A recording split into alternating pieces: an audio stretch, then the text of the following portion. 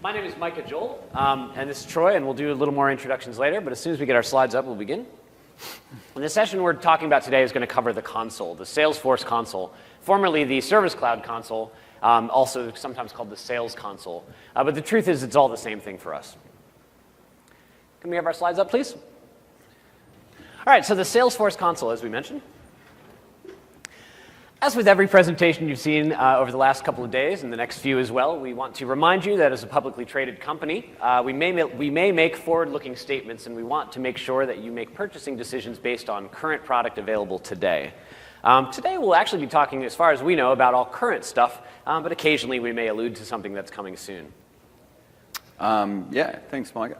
So, welcome everyone. Thanks for your time this afternoon. I hope everyone's probably getting excited for Bruno Mars.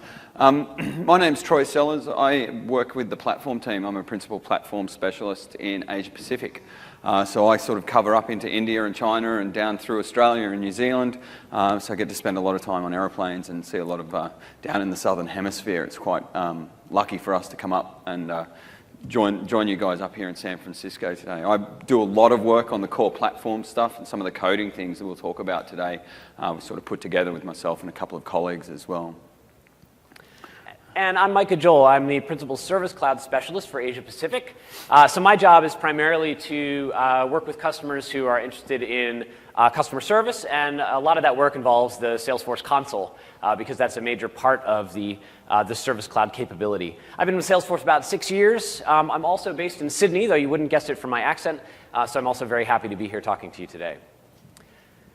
The console is a many-splendored thing.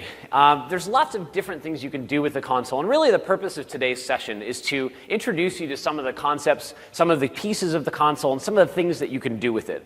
We want to kind of open your mind to how you can take advantage of this type of thing. We see that a lot of customers use the console, but we're not seeing that they're really taking full advantage of some of those capabilities. So we'll talk about the pieces that make it up. We'll talk about the toolkit that's available to make your own custom consoles and custom components for it. And we'll give you some insights into how you produce things that look like this that could be very helpful when, for example, a customer calls in and you're able to understand, in this case of a bank, understand your history with them, maybe their financial health, previous interactions you've had with them, and have that all on the screen at the same time. So when the phone rings, all this information pops up and provides that customer service agent, or a salesperson it might be, with that information. When we talk about this console, there's a couple of different pieces we're going to talk about. This is similar to the console we'll be showing you today. But there's a number of different parts of it. We're going to talk about the case feed. And when we talk about case feed, if you haven't seen it, it's not technically part of the console, but it's a piece of it that's important, especially as the Service Cloud develops, and we'll talk a little more about that. But when we talk about it, we're talking about case feed publishers, these little buttons along the top of the case feed that allow you to do things, to publish, we say publish, but to post to a portal, to send an email, to post to the case itself, or even to create new things. We're talking about sidebars as well, and sidebars is actually kind of a funny term for us, because a sidebar may actually be at the top or the bottom as well, but it's a general term we use for sidebars, and we'll show you a couple of those. We'll talk about custom console components, and these are the little buttons you see along the bottom of the screen, and we'll show you the variety of types of things you can have down there and talk a little more about those. When we talk about the case feed, it's this thing down below. If you're familiar with the chatter feed, this is the idea of representing the case history on as a feed. And we can see as well things like custom components. So this is new in the last 2 releases, the ability to add components to the case feed screen itself. So again, not technically the console, but it becomes part of the picture that makes up that whole view that an agent or a salesperson has. And you can see, while on your right side is this configured sidebar, and we'll show you more about that, you can also have these custom sidebars, top or side or otherwise, that are code. So you don't have to use the components we provide, but you can use your own. And that's really the point of this session, is point out what some of those things are, and Troy will spend a little time talking about them. But let me start off with the case feed. I love the case feed, and I think if you're not currently using the case feed, you should. And the reason is because it was actually designed with our customers to be more efficient for handling cases. And so if you're using the old interface, it's you have to click and things take a little while to refresh, or you have to refresh the whole screen whenever you make a change. And the case feed allows you to do that much more quickly. It preloads stuff in the background, it's dynamic, and so instead of feeling like I'm using a web app or like a series of web pages where every page has to load, it's much quicker for me. But it also has, as we mentioned, this chronological history of the case. The first thing I want to know when I look at an existing case is what happened before now.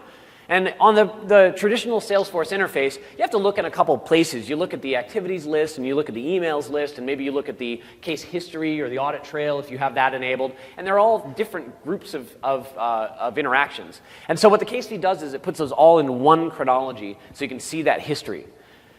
It also presents tools specific to the interaction type. So the publishers you see along the top can change according to the record type and the page layout of that record. So that's pretty nice too. That means that if I'm handling a social case, I can see social publishers. If I'm handling a phone case, I can see things relevant to that. If I'm handling an email case, the first thing that comes up can be an email response. So that makes it very powerful because it means you don't have to come up with one feed for every type of interaction. It provides simplified input screens. That means you don't have to, when you create a new record, you don't have to show the 25 fields you usually have. You can choose you really need and just present those at that moment, and you can fill in the rest later. So it simplifies the input of that data and also allows you to tie more easily into other business processes. So in our example here, it's a little hard to see, but you can, for example, add an opportunity from a case without having to go back to the account page and then return to the case, or create an opportunity and then return to the case. Cool. So yeah, let's go and have a look at that and see what that looks like exactly. So I'm seeing a screen that you're not seeing, so let me make sure that's mirrored a little better. Perfect. Excellent.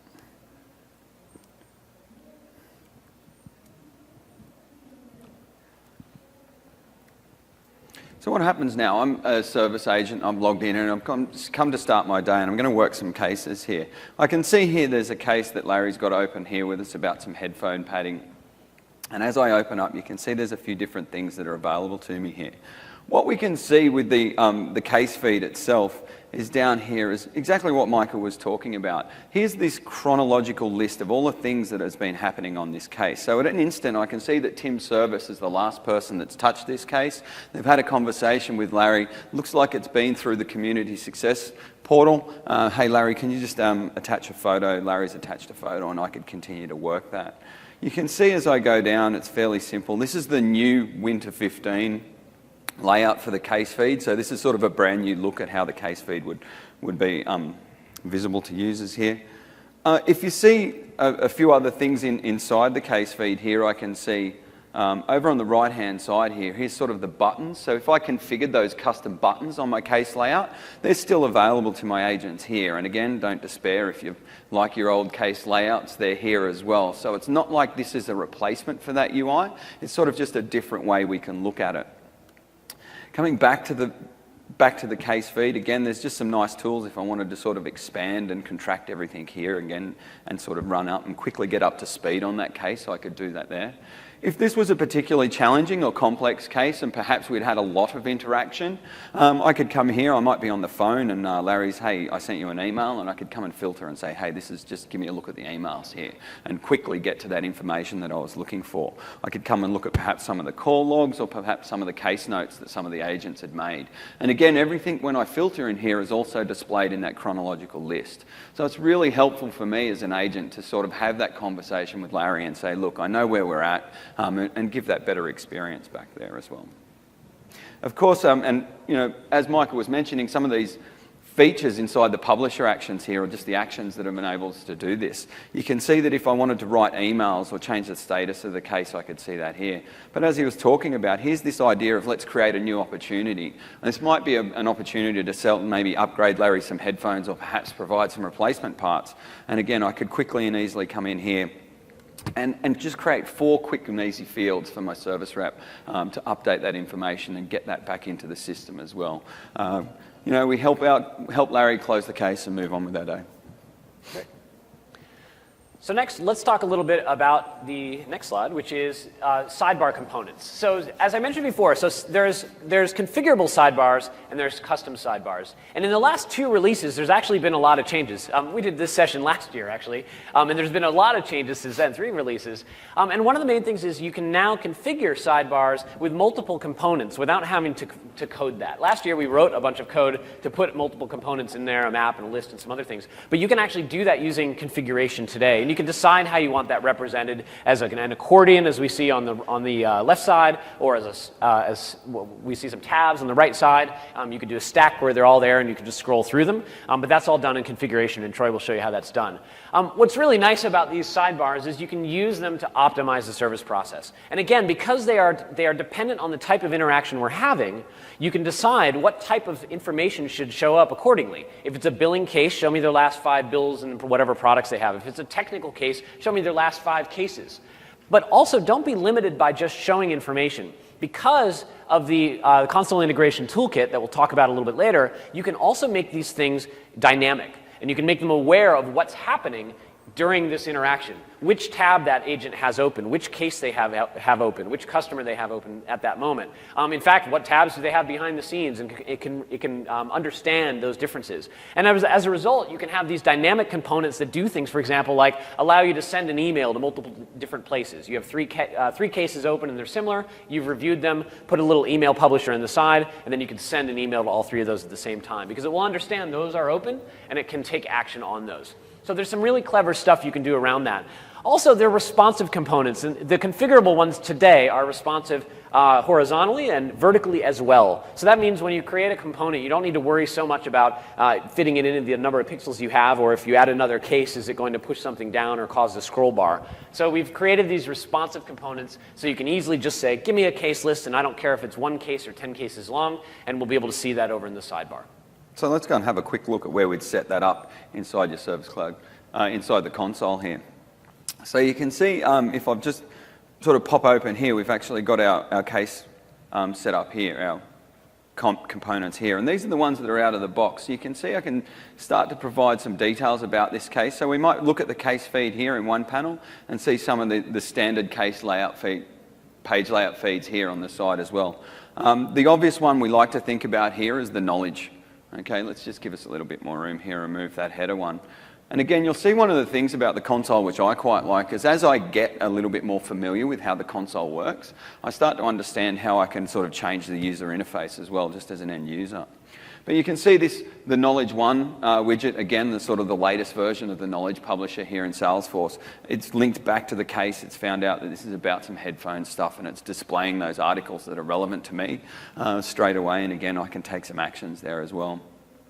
When I went to configure those cases, what I needed to do was come onto the page layout editor for this particular case type. And when I come into the page layout editor here, you'll see some new things up here if you haven't been in here recently. You'll see this idea of the feed view, okay, and that's where we start to configure some of the feed layouts. And these custom console components are what we're talking about now. So we're going to go in and click into the custom console components and start to have a look down here. Now what you'll see is this difference here between primary and sub-tab components. So a primary tab component refers to where does the record visible inside the console. So the console's got a really neat concept of saying I'm going to have open a record as a primary tab. In our case, what we're looking at is the account record. When I open that record, it will open a new primary tab for me. When I open a case that's related to that record, it will open in what's called a sub-tab. And these things are then grouped logically in the console. So what that means is I could do things like, well, I want to take this entire context. I've got a solution, an article, a case. It's all open on this account record. And I could copy that link and send that to Micah as another service agent and go, hey, this is the state of the thing I'm looking at. Can you help? It also means I could have that state open for a number of different customers at the same time. So I could have Larry and I could have Rosa and I could have a number of our customers in the console. We could have it all open at the same time. And as I navigate through those primary tabs, all the sub-tab state stays the same for me as well. It's kind of okay when you're on the phone, but when you think about channels such as live chat or the social service, those things become a lot more powerful because I've now got the capability to service multiple people at the same time.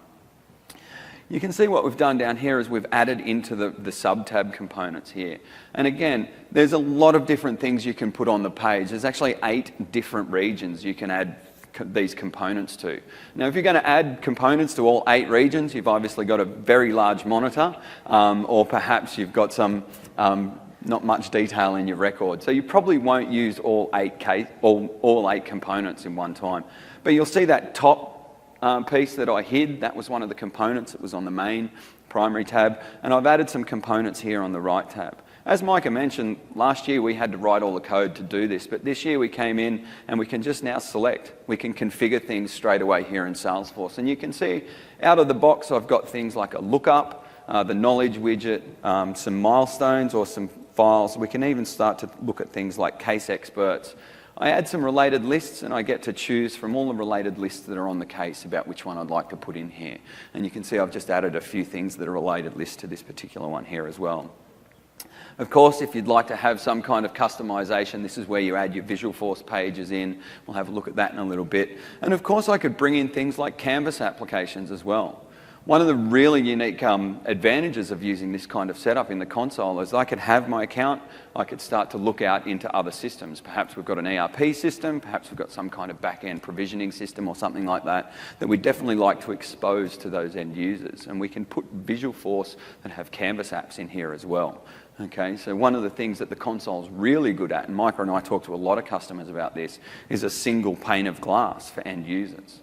Okay, that can start to display UIs from a lot of different systems as well. So there's a lot of really powerful things you can do here with the feed, with the case layout. Great.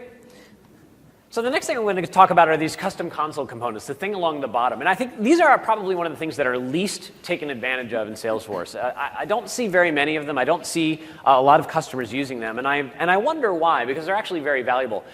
So custom console components are not necessarily record dependent. They're certainly not record dependent. They can be record sensitive. But what that means is you can have tools that persist regardless of what type of record or interaction you have going on.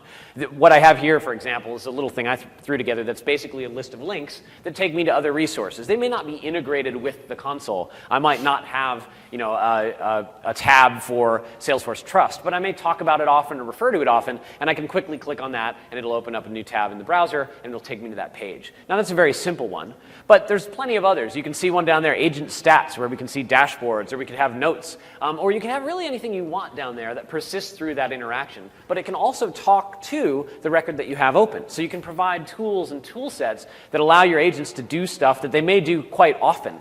Something we have in pilot right now, or I believe it's in beta right now, is macros. So the ability to set up macros for agents to do common tasks that typically are repetitive. So I want to email a customer, change the status of the case, and then close the tab. Might be a macro. It's something I just do over and over. So I set a macro, and that macro sits in that toolbar because that's where it's persistent. It will be there for every case of every type, and it can be displayed to me whenever I want it, or I can just invoke it with a hotkey. So do think about what types of tools don't necessarily need to be on the screen when they're interacting with that customer, but are useful for those agents to refer to quite regularly throughout their interaction.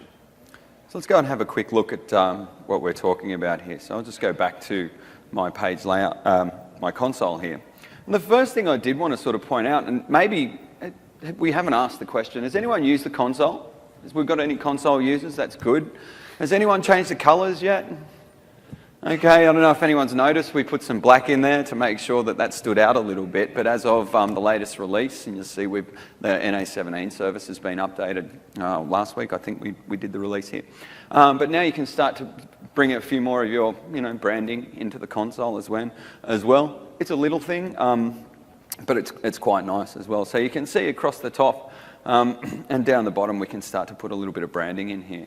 But these are the sort of tools that Micah was just referring to. There's some things that come out of the box with Salesforce. This is our live agent chat integration, okay? So if you wanted to have that live agent service there as well. A couple of nice ones that are configurable. This is just my most recent tabs. And one of the things you'll see about my most recent tabs is that it actually starts to talk about these are the primary tabs that I had open.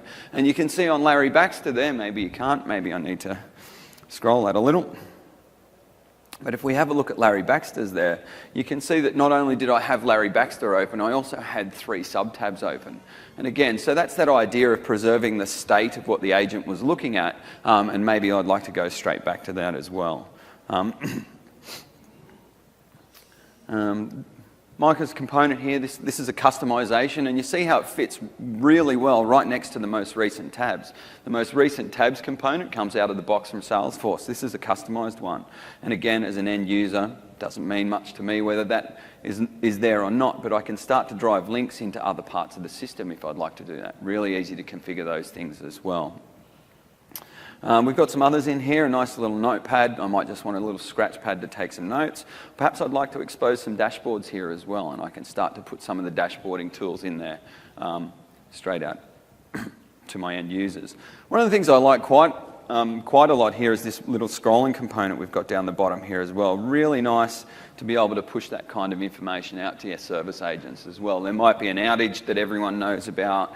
There might be just some general company information that you might want to push to everyone that's logged in, and you can sort of just see that little scrolling ticker down there as well. So these are some of the things you can start to add. What Micah talked about, which is quite interesting, is the toolkit itself allows if you want to put some Visualforce. So again, you can put Visualforce and Canvas apps inside these components, and they can start to use the toolkit to call out and find out what primary and sub-tabs are visible to that user as well. So you can actually write the code to make those things aware of what the user's doing as well. It's been, I guess, our experience is probably the best way to say that that's not the best use case. These are the best use cases, like I'm doing something here, I'd like to not start Firefox, I would like to take a note, okay, and that notepad's going to be there regardless of what I'm doing. And those kind of tools are the ones that we find useful for these dashboard components.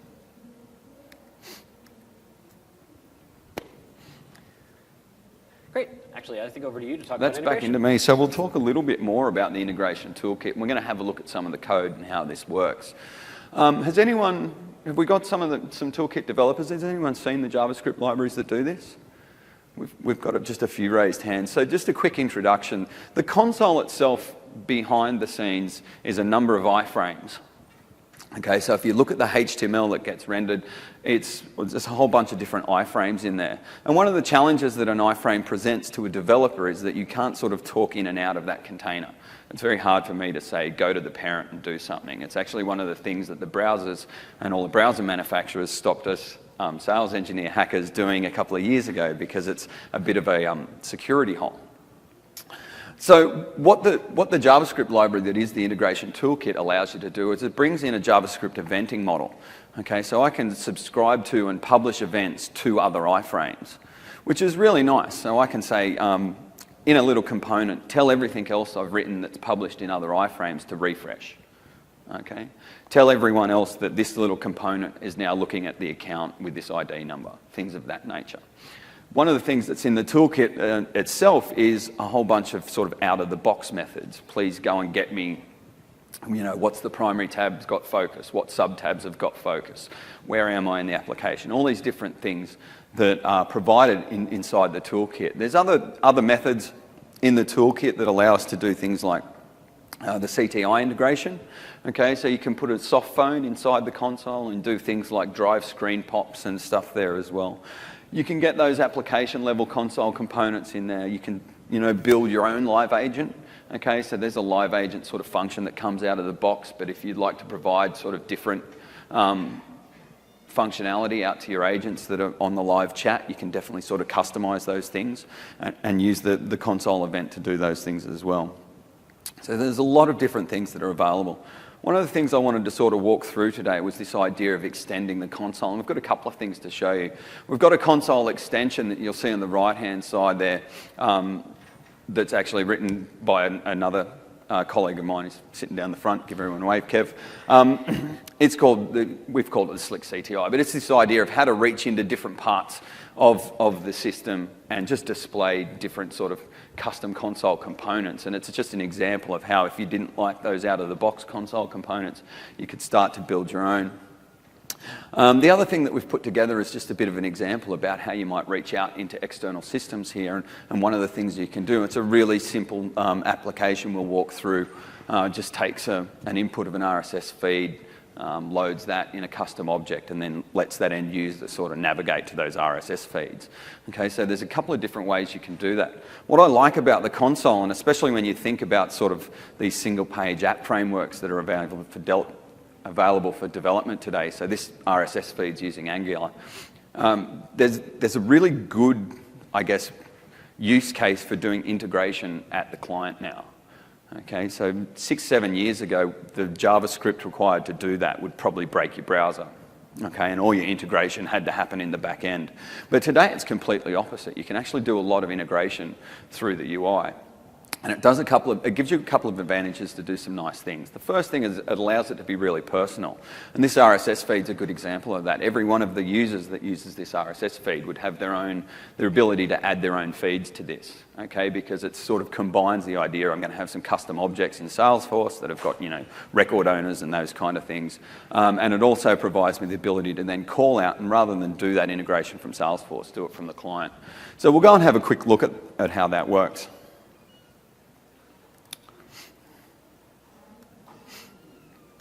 So I'm just going to log in here as my user as well, and you'll see you'll come in and have a bit of a different view of the screen here as well.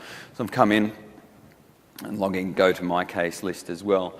So those components that were there are still there down the bottom, so we've made those available for everyone here. I might want to go and find a different account. I'm going to come in and start and search for United Partners because we've started to configure this. And this sort of goes to what Michael was talking about before, which again is a really nice use case of the console.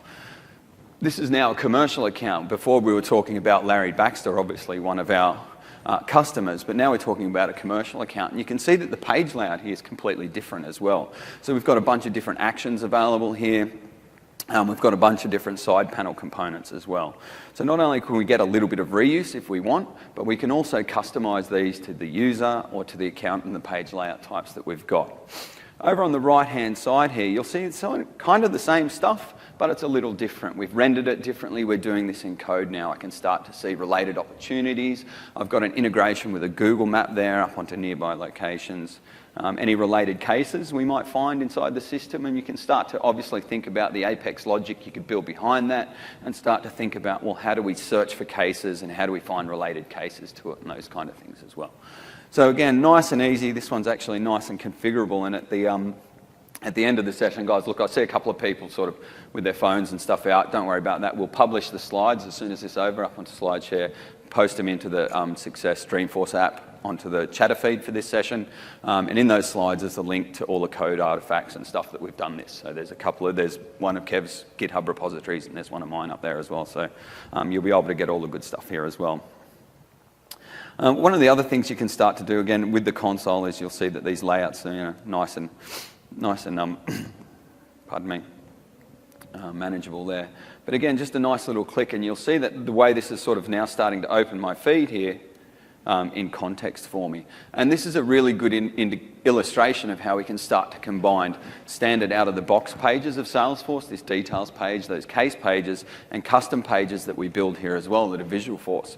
So this one's obviously just taken that RSS feed off the BBC News technology site, and it's started to bring that directly into the user interface.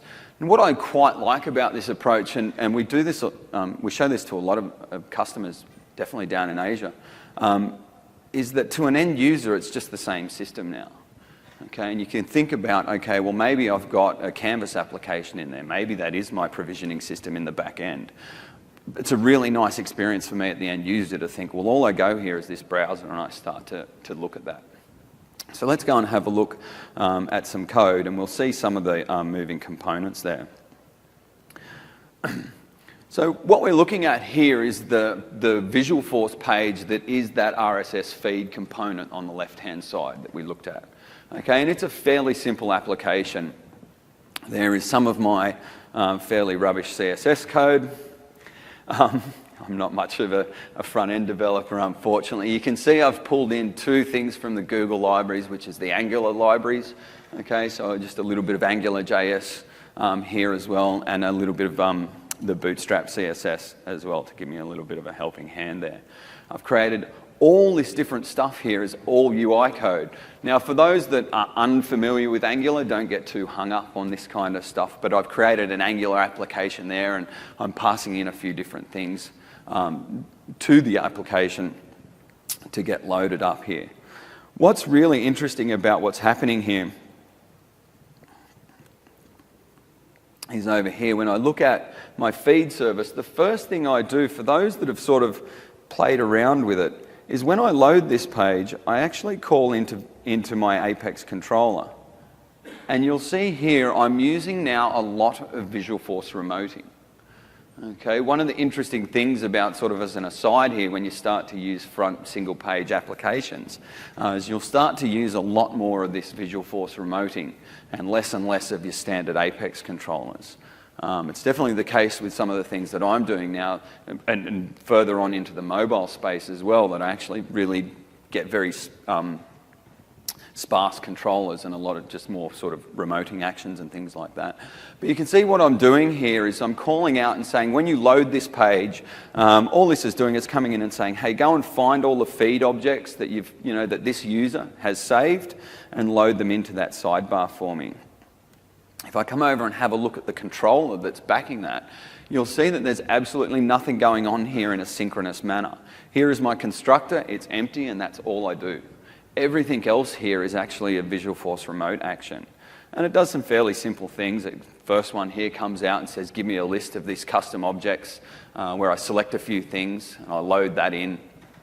I'd like to return, what's the count of that for me as well, so I use Sockle to do that. And then I just return, I return that as a wrapper. And again, down the bottom, you'll see I've got a very simple sort of data wrapper here, which is really nice when you start to use JSON objects inside things like Angular and Knockout and things like that. So you can start to template. What's nice about Apex around this and the way that the Visualforce remoting sort of handles all this, in my opinion, is that just does all the magic to make it a JSON string for me. I don't really have to worry about it. I just return that object, and Salesforce will handle what happens there for me. If I come back and have a look at my page, there's some other interesting things that happen around asynchronous processing inside Angular that you start to think about, and it's this idea of JavaScript promises and things like that. I won't get too much into that. But there's some really interesting concepts around when you think about JavaScript coding in this kind of front-end world and asynchronous programming. You start to need to think about things that won't happen immediately and try not to get the user held up on it. And one of the really good examples is this thing down the bottom here, where we're starting to sort of this little factory method here that's written for parsing the feed itself. So what we do is again, a factory thing's an Angular concept. It's not really something to worry about if you're not familiar of it. But what's happening here is we're just returning a JavaScript object that has a function in it, and saying that when you do all this, we're going to call out onto this HTTP implementation, which is one of the fun things that comes out of the box with Angular, and it will return this JSONP promise that it will return something back to me. And it uses the Google APIs to do the feed parse, and that's where all the magic happens. That's definitely not something that I've done. I always like to use Google tools because Google works really well. And you can see how that starts to work now. So what happens is when I load those feed objects inside my page on the left-hand side there, as an aside, that's my HTML down the bottom there for that page. It's 8 or 10 lines of HTML code now. Another sort of nice concept around using sort of templating frameworks. But you'll see that it's a fairly simple implementation of what happens there.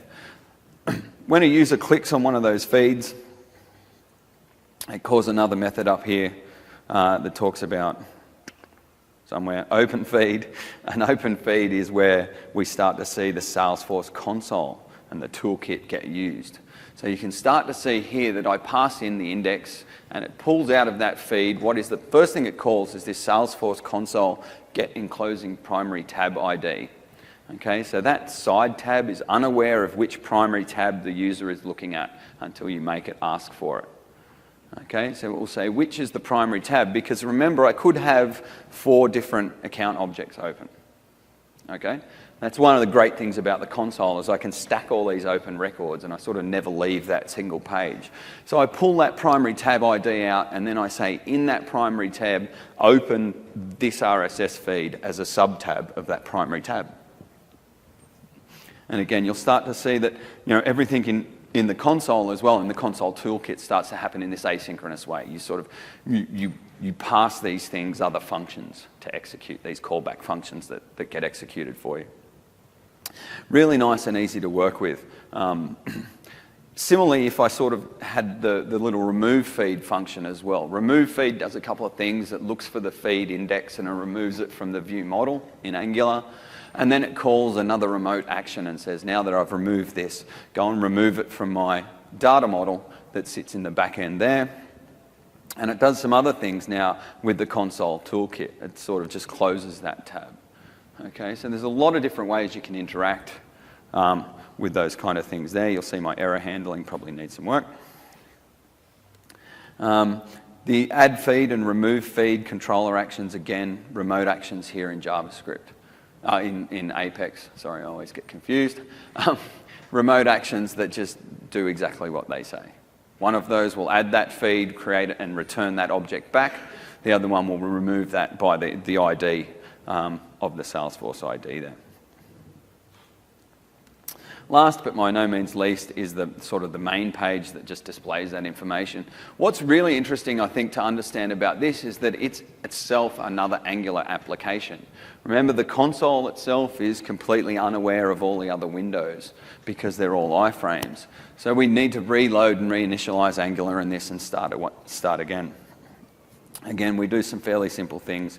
We parse the feed and then we just display that feed out in HTML. And again, now, if you were doing this properly, you'd probably have your feed parser abstracted into a JavaScript class and load it somewhere in a static resource. But again, you can see that my HTML for this application using these templating frameworks becomes very, very sparse. So there's a couple of sort of takeaways, I think, there. Remoting is really useful. The JavaScript libraries that interact here are definitely worth having a look at. So it's the console toolkit. There's some interesting similarities between the way the console toolkit works, the way the Canvas API works, and also when you start to think about the new Lightning components. Okay, so a lot of the new Lightning components and the way the new Lightning architecture works is really similar to this sort of view model Angular way of doing code. Okay, so I can definitely recommend that if you're looking at using some of those components to start thinking about your code a little bit like that as well. So that's pretty much all I wanted to talk about today. I think we'll go back and wrap up. Yeah. So as Trey mentioned, what he showed up there, you don't need to snap photos of, but we will publish the slides. I'll add a couple of screenshots, I think, from the console just to let you see a little more of it in there. The Console Integration Toolkit is available on DeveloperForce, and I recommend you have a look at it, even if you're not a heavy developer. It's just interesting, even for someone like me, I'm not from a development background, to just see what kinds of things you can do. You can look at the methods and understand what types of things you can do in that console, and then go get some help to actually use them. The Service Cloud Implementation Guide is also very useful. It highlights what the console does and what types of things you can do with it as well. It goes through some of the things we saw and through the configuration. Customizing the case feed as well is a very valuable document, just understanding how that case feed works. And lastly, the code that we showed today, Slick CTI, the artifacts of the sidebar and the RSS feed component that Troy took us through are also available on GitHub. So if you'd like to access those and play around with them, and not every application has to be as complex using Angular. I made one with a bunch of links down at the bottom that you saw earlier, and that can also be very effective. So the tools that you put in the console are up to you, and you can make them complex and you can make them responsive and personalized like Troy did, or you can make them very simple. Either way, it's an opportunity to really make that console useful for those agents or for those outbound salespeople. So that's pretty much all we have. I think we've run out of time as well, but if there are any questions, we will hang around after the session, and we're happy to answer them for you. And then thank you for being here. Thanks for joining us at Dreamforce, and we can't wait to see you next year when we have 3 more releases of stuff to show you.